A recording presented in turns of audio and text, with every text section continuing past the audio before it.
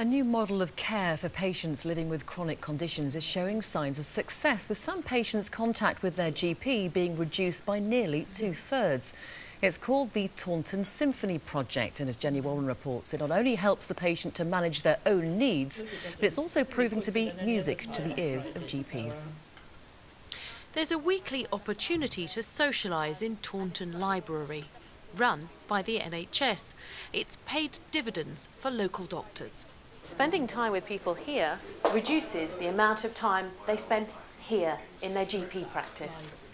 Taunton Deane's Symphony Project helps people who frequently visit their GP to use medical services more appropriately and find other sources of support. It helps them to better understand their medical conditions and the medication they're on. When they are empowered to look after themselves better, we see them less in the GP surgery because they have an understanding of all their complex needs together, and by knowing what their medications do, they're much more compliant and therefore don't need to see us on a regular basis. And they feel that they matter.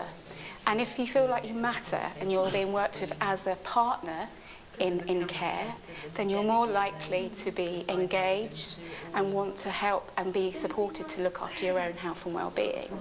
Kenneth Riley is one of those to benefit. He told me he realised the pain he was in was caused by anxiety following the death of his wife and a stay in hospital. You know, I'm spoiled rotten because at the end of the day, I've got everything organised, shall we say, but no, I'm still here.